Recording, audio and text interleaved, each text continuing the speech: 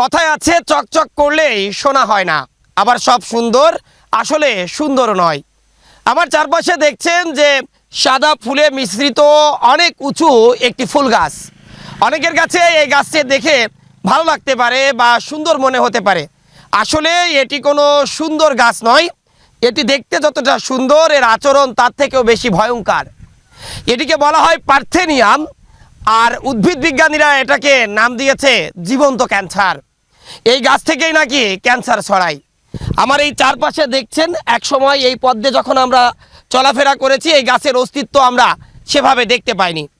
এখন এই যে রাস্তার ধার দিয়ে পুরো এলাকা জুড়ে এই পার্থেনিয়াম গাছ বা জীবন্ত ক্যান্সার গাছে পুড়ে গেছে। কি একটা আশ্চর্য ব্যাপার যে এই এত দ্রুত আর কোনো গাছ বংশবিস্তার করে কি না সেটা আসলে আমার জানা নেই।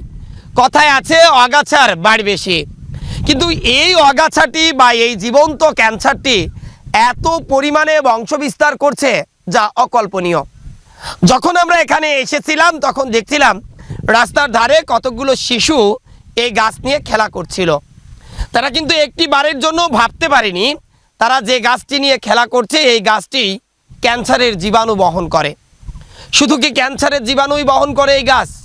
এই গাছটি আমরা অনেকেই না জেনে না বুঝে পশু পাখিদেরও খাওয়াই, অর্থাৎ গৃহপালিত গরু ছাগল সেগুলোকে আমরা খাইয়ে থাকি। অনেকগুলো পশু আছে তারা খায় না, কিছু পশু আছে তারা এগুলো খায়। খাওয়ার পরে সেই পশুর নানাবিধি রোগে আক্রান্ত হয়।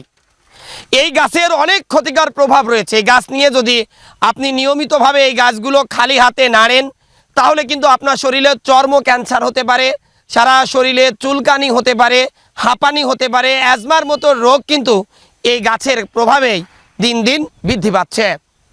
এই যে একটি গাছে বছরে প্রায় 10 লক্ষ চারা দেয়, আর সবচেয়ে আশ্চর্যজনক বিষয় এই গাছ সহজে কিন্তু মারা যায় না। আমরা এখন দাঁড়িয়ে আছি ফুলহরি টু চাঁদপুর সড়কের ফুলহরি গ্রামে মাঠের মাঝে। আর আপনারা সবাই জানেন যে এই গাছগুলো রাস্তার পাশে বেশি হয়, কারণ এই যে গাছের বীজ, এই বীজটা কিন্তু গাড়ির চাকার সাথে বা মানুষের পায়ের সাথে মিশে অতি দ্রুত বংশ বিস্তার করতে থাকে।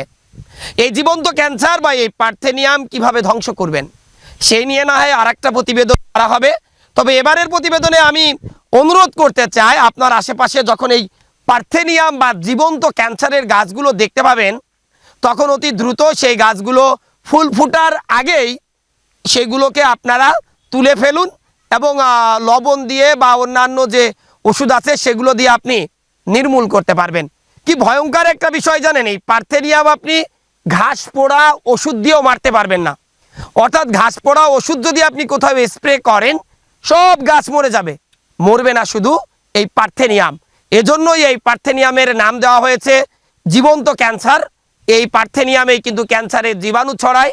আপনার আশেপাশে ছড়িয়ে ছিটিয়ে থাকা এই যে পার্থেনিয়াম উদ্ভিদটি অনেকের কাছে পরিচিত মনে হতে পারে, কিন্তু আপনারা আগে যে পরিচিত গাছটি দেখেছেন সেই গাছের সাথে এই গাছের অনেক পার্থক্য আছে। ধারণা করা হয় গরুর খুরের সাথে নতুবা গম বা অন্যান্য যে দানা জাতীয় ফসল ভারত থেকে বাংলাদেশে আসে সেইভাবে এই পার্থেনিয়ামের বীজ সীমান্ত এলাকায় ছড়িয়ে পড়ে, এরপর গাড়ির চাকার সাথে মিশে পুরো বাংলাদেশ ছড়িয়ে পড়েছে। এবং একটা গাছ থেকে বছরে 10 লক্ষ চারা দেয় এই পার্থেনিয়াম।